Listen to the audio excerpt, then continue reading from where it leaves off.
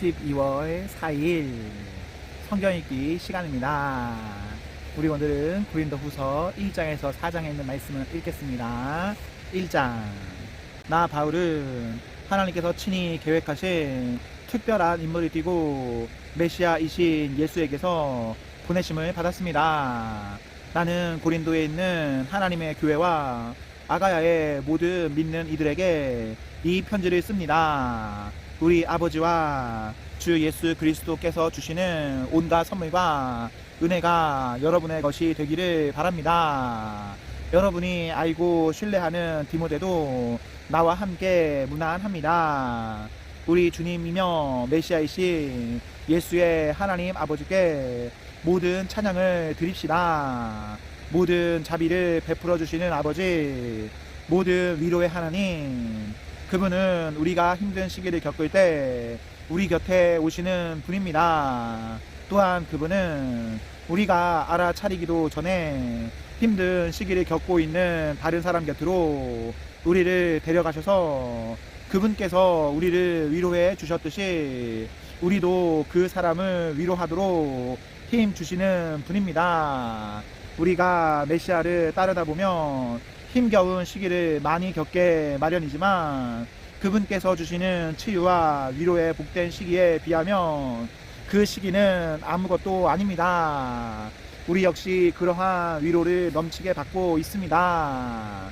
우리가 예수를 위해 고난을 겪는 것은 여러분의 치유와 구원을 위한 것입니다.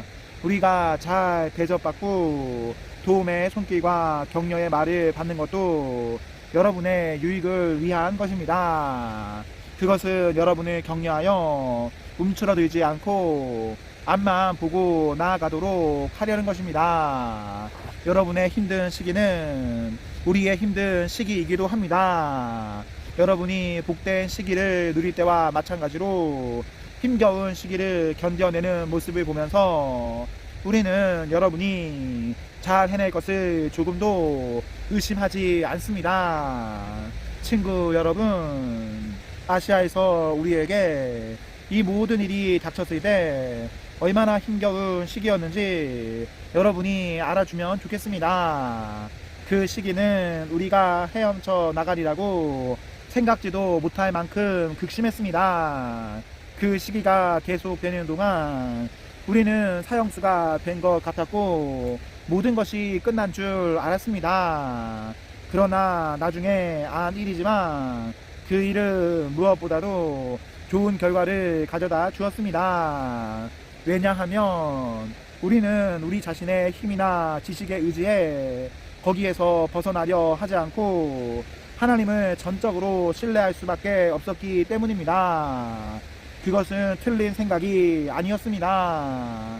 그분께서는 죽은 자들을 다시 살리시는 하나님이시니까요. 그분께서는 그렇게 해주셨습니다. 피할 수 없는 죽음에서 우리를 건져 주셨습니다. 하나님께서는 또 다시 그렇게 해주실 것입니다. 우리가 구원을 필요로 할 때면 언제든지 우리를 건져 주실 것입니다. 여러분과 여러분의 기도는 그 구조 작업의 일부입니다. 나는 여러분이 그 점에 관해서도 알고 있기를 바랍니다. 나는 우리를 건져주신 하나님께 찬양을 올려드리는 여러분의 얼굴을 지금도 볼 수 있습니다. 여러분의 기도가 우리를 구하는데 그토록 결정적인 역할을 한 것입니다.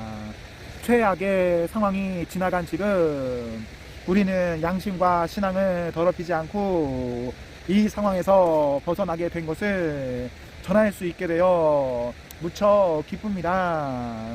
또한 다시 세상을 대할 수 있게 되어 기쁘기 그지 없습니다.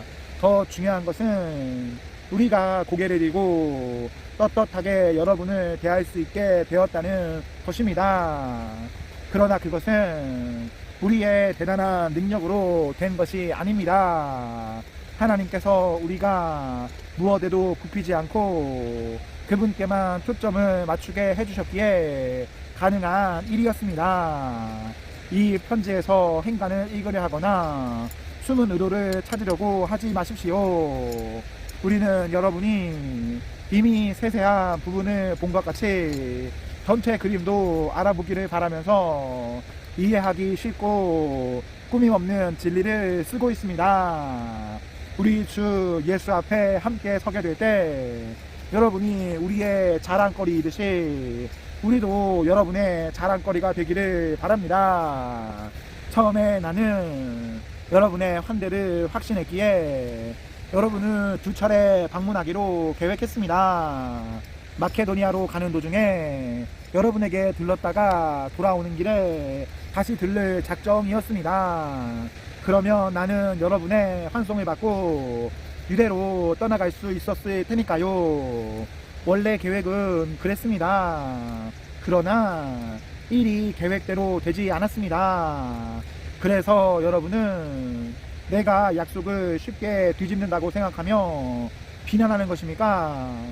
여러분은 내가 한 입으로 두 말을 하면서 어떤 때는 쉽게 이해하고 다른 때는 쉽게 아니요 한다고 생각하십니까? 그렇다면 여러분이 틀린 것입니다. 하나님께서 자신의 말씀에 신실하듯이 나도 나의 말에 신실하려고 애쓰는 사람입니다. 우리가 여러분에게 전한 말씀은 경솔하게 이해하고 말했다가 가차없이 아니요 하고 취소할 수 있는 말이 아닙니다. 어찌 그럴 수 있겠습니까? 실라와 디모데와 내가 여러분에게 하나님의 아들을 선포했을 때 여러분은 그것을 예도 되고 아니요도 되는 일관성 없는 모호한 것으로 이해했습니까? 우리가 선포한 것은 순수하고 확고한 예가 아니었습니까? 무엇이든지 하나님께서 약속하신 것 외에는 예수의 예가 찍혀 있습니다. 그분 안에서 우리가 전하고 기도하는 것도 그러합니다. 우리가 전하고 기도하는 것에는 위대한 아멘, 하나님의 예와 우리의 예가 아주 또렷하게 찍혀 있습니다. 하나님은 우리를 지지하시고 그리스도 안에서 우리를 믿을 수 있는 사람으로 만드시며 우리 안에 그분의 예를 새겨 넣으시는 분입니다. 그분은 자기 영으로 우리에게 영원한 언약을 찍어 주셨습니다. 그분이 완성하고자 하시는 일을 확실하게 시작하신 것입니다. 내가 고린도에 있는 여러분에게 찾아가지 않는 진짜 이유를 들을 준비가 되었습니까? 하나님을 나의 증인으로 모시고 말하는데 내가 가지 않는 것은 여러분의 아픔을 덜어주기 위해서였습니다. 여러분에게 무관심해서도 아니고 여러분을 조종하려고 그런 것도 아니었습니다. 나는 여러분을 배려했을 따름입니다. 우리는 여러분이 믿음 생활을 어떻게 하고 있는지 감독하는 사람, 의혹을 품고 어깨 너머로 여러분을 보며 흠을 잡는 사람이 아닙니다. 우리는 여러분과 함께 힘을 모아 일하면서 기쁜 마음으로 여러분을 바라보는 동역자입니다. 나는 여러분이 우리의 믿음이 아니라 여러분 자신의 믿음으로 서 있다는 것을 압니다. 2장. 그래서 나는 여러분과 나에게 아픔을 줄 수 있는 또 다른 방문을 자제하기로 결심한 것입니다. 내가 그저 얼굴을 내밀기만 해도 여러분이 난처하고 괴로운 입장에 처하게 될 텐데 여러분이 어찌 나를 위로하고 나의 기운을 북돋아 주겠습니까? 그래서 나는 가지 않고 편지를 써 보냈습니다. 나를 기쁘게 해주리라 여겼던 것들을 낙담시키면서 괴로운 시간을 보내고 싶지 않았기 때문입니다. 그 편지는 내게 최선인 것이 여러분에게도 최선일 것이라고 확신하고 써보낸 것입니다. 결과적으로 그 편지를 쓰는 것은 몹시 괴로운 일이었습니다. 그 편지는 양피지에 잉크로 쓴 것이 아니라 눈물로 쓴 것입니다.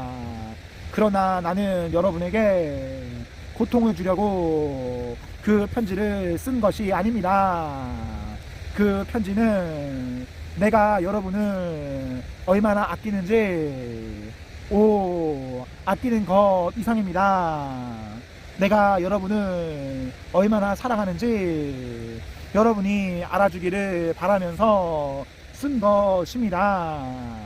여러분의 교회 안에 이 모든 것을 일으킨 장본인, 곧 이 모든 고통을 안겨준 문제의 인물을 두고 말씀드립니다. 이 일로 상처를 입은 사람은 나 한 사람만 아니라 몇몇 사람을 제외한 여러분 모두라는 사실을 알아두기 바랍니다. 그래서 나는 심하게 책망하지 않으렵니다. 여러분 대다수가 동의하여 그 사람에게 벌을 내렸다니 그것으로 충분합니다. 이제는 그 사람을 용서하여 스스로 일어서도록 도울 때입니다. 여러분이 그의 죄를 비난하기만 한다면 그는 죄의식 속에서 숨이 막혀 죽을 것입니다. 그러나 나는 사랑을 쏟아 부을 것을 권고합니다. 내 편지의 초점은 그 사람을 처벌하는 데 있지 않고 여러분에게 교회를 건강하게 하는 책임을 지우려는 데 있었습니다. 그러므로 여러분이 그를 용서하면 나도 그를 용서하겠습니다. 내가 개인적인 원한의 목록을 지니고 다닌다고 생각지 마십시오. 그리스도께서 우리와 함께 하시고 우리를 인도하시듯이 나도 용서하는 여러분과 행동을 함께 하겠습니다. 어쨌든 우리는 부지 중에라도 사탄이 더 많은 해를 끼칠 틈을 주지 않을 것입니다. 우리는 사탄의 교활한 전략을 잘 알고 있습니다.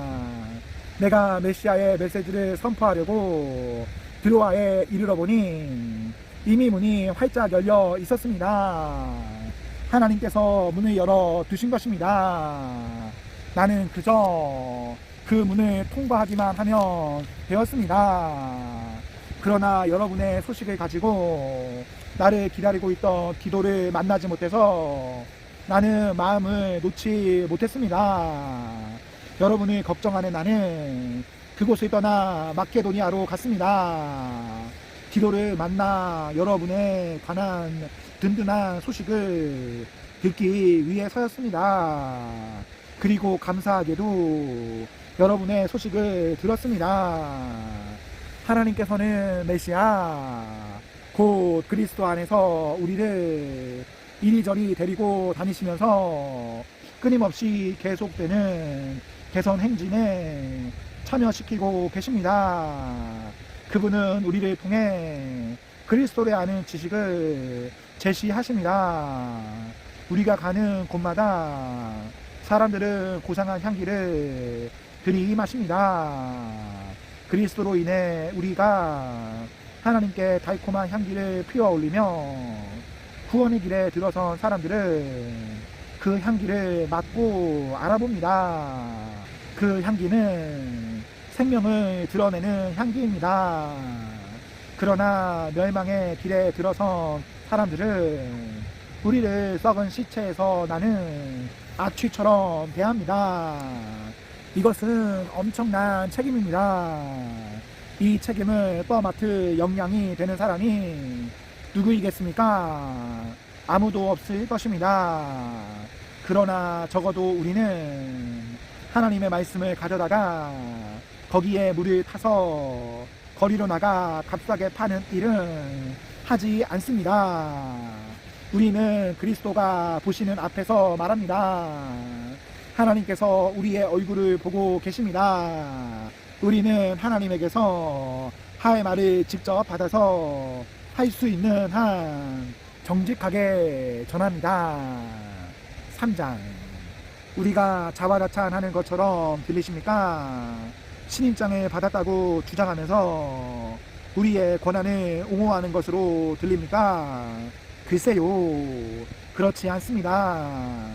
우리는 여러분에게 내보일 추천서나 여러분에게서 받을 추천서가 필요 없는 사람입니다.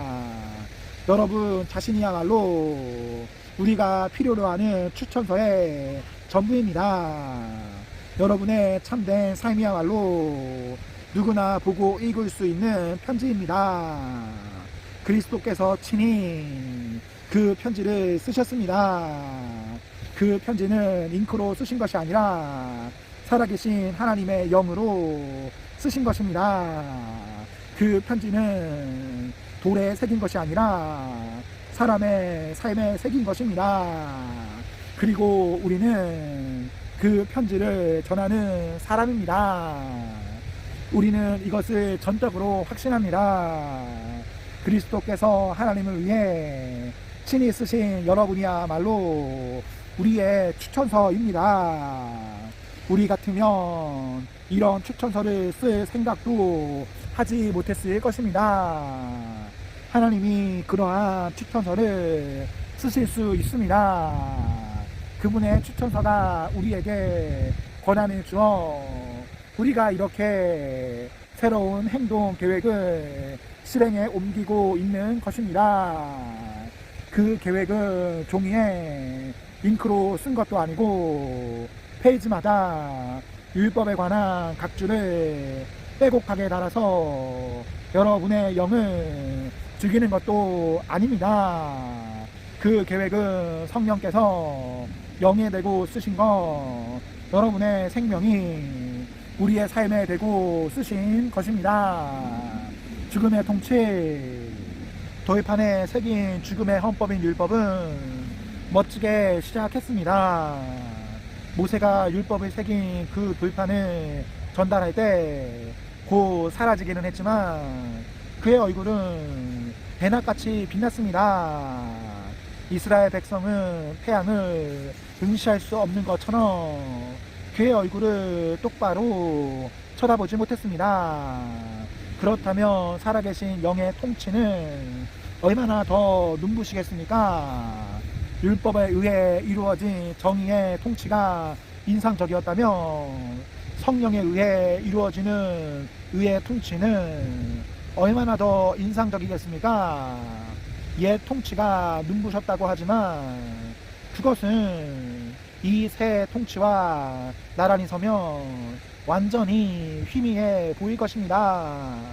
잠시 있다가 사라지고 말 제도가 깊은 인상을 주었다면 영원토록 다스릴 이 밝게 빛나는 통치는 얼마나 더한 인상을 주겠습니까? 우리를 감격스럽게 하는 그 소망이 있기에 그 어떤 것도 우리에게 방해가 되지 않습니다. 모세와 달리 우리는 숨길 것이 전혀 없습니다. 모든 것이 우리와 함께 환히 드러나 있습니다. 모세는 자기 얼굴에 나타난 영광이 사라져가는 것을 이스라엘 자손이 알아채지 못하게 하려고 수건을 썼습니다. 그래서 그들은 알아채지 못했습니다. 그들은 그때에도 알아채지 못했지만 지금도 알아채지 못하고 있습니다. 그 수건 뒤에 아무것도 남아있지 않다는 것을 전혀 알아채지 못하고 있습니다. 오늘날에도 그들은 그 낡고 힘없는 통치의 선포를 소리내어 읽고 있지만 그것을 꿰뚫어 보지는 못합니다. 오직 그리스도만이 수건을 벗기셔서 그 뒤에 아무것도 없다는 것을 그들로 직접 보게 하실 수 있습니다.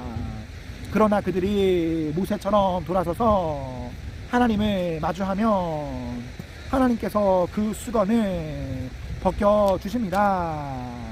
그러면 거기서 하나님과 서로 얼굴을 마주보게 됩니다. 그 순간 그들은 하나님이 율법을 새긴 한 조각 돌판이 아니라 살아계셔서 인격적으로 임재하시는 분이라는 것을 깨닫게 됩니다. 살아계신 영이신 하나님께서 임하시면 우리를 옥죄던 저 낡은 법조문이 쓸모없다는 것을 깨닫게 됩니다. 우리는 그 법조문에서 풀려난 사람들입니다. 우리 모두가 그러합니다. 우리와 하나님 사이를 가로막는 것은 아무것도 없습니다. 우리의 얼굴은 그분의 얼굴 빛으로 환히 빛나고 있습니다. 하나님께서 우리 삶에 들어오시고 우리가 그분을 닮아갈 때 우리는 메시아를 꼭 닮은 형상으로 변화되고 우리 삶은 점점 더 밝아져서 보다 아름다워질 것입니다. 4장. 하나님은 너무도 은혜로우셔서 그분이 하고 계신 일에 우리를 참여시키셨습니다. 그러나 이따금 힘겨운 시기를 만나더라도 우리는 단념하거나 우리 일을 포기할 마음이 없습니다. 우리는 가면을 쓰고 속이는 짓을 하지 않습니다. 술수를 쓰거나 배후에서 조작하는 짓도 하지 않습니다. 우리는 하나님의 말씀을 마음대로 왜곡하지도 않습니다.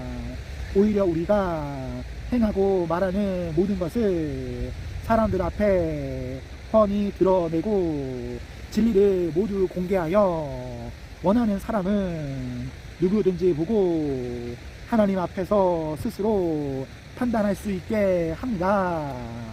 우리의 메시지가 누군가의 눈에 보이지 않는다면 그것은 우리가 감추고 있어서가 아니라 그들이 잘못된 곳을 보거나 잘못된 길을 가면서 메시지에 주의를 기울이지 않기 때문입니다. 그들이 온통 관심을 갖는 것은 유행하는 어둠의 신뿐입니다. 그들은 자신들이 원하는 것을 그 신이 줄 수 있다고 생각합니다. 그들은 자신들이 보지 못하는 진리이신 분을 믿으려 하지 않습니다.